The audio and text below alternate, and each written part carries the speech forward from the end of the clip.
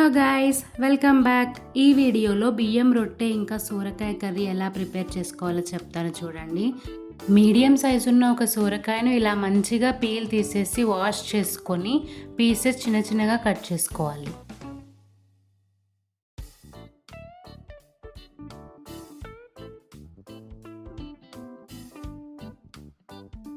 అలాగే ఒక పెద్ద ఆనియన్, 10 పచ్చిమిర్చిని కట్ చేసుకొని పెట్టుకోవాలి. కొంచెం కొత్తిమీర, కరివేపాకు కూడా తీసి పెట్టుకోవాలి.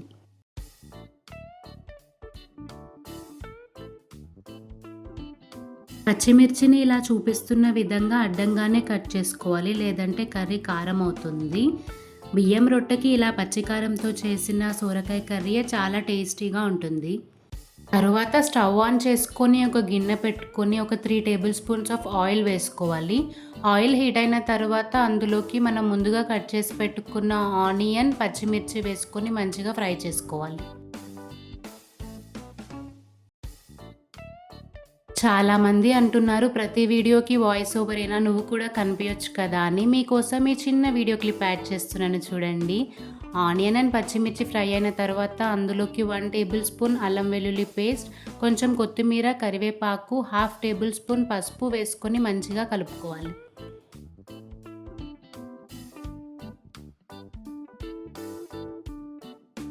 అన్నీ మంచిగా వేగిన తరువాత మనం ముందుగా కట్ చేసి పెట్టుకున్న సోరకాయ ముక్కల్ని వేసుకొని మంచిగా కలుపుకొని కాసేపు మూత పెట్టుకొని మగ్గనివ్వాలి.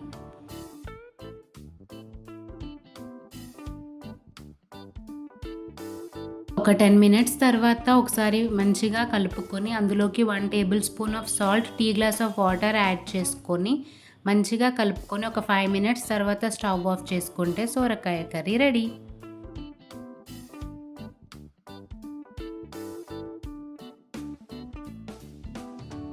ఇప్పుడు బియ్యం రొట్టె ఎలా ప్రిపేర్ చేసుకోవాలో చెప్తాను చూడండి. ఇక్కడైతే మేము 2 కప్స్ ఆఫ్ బియ్యం పిండి తీసుకున్నాము. అందులో రుచికి సరిపడా ఉప్పు వేసుకొని ఇలా హాట్ వాటర్ని పోసుకుంటూ చూపిస్తున్న విధంగా కలుపుకోవాలి. తరువాత ఇలా చూపిస్తున్న విధంగా చిన్న చిన్న ముద్దలుగా ప్రిపేర్ చేసుకొని నార్మల్గా మనం చపాతీ చేసుకునే పీట పైన బియ్యం పిండి జల్లుకుంటూ ఇలా చేత్తో రొట్టెని ప్రిపేర్ చేసుకోవాలి. ఇలా చేయితో చేయడం అయితే అందరికీ రాకపోవచ్చు, బట్ ప్రాక్టీస్ చేస్తే ఖచ్చితంగా ఒకరోజైతే వస్తుంది.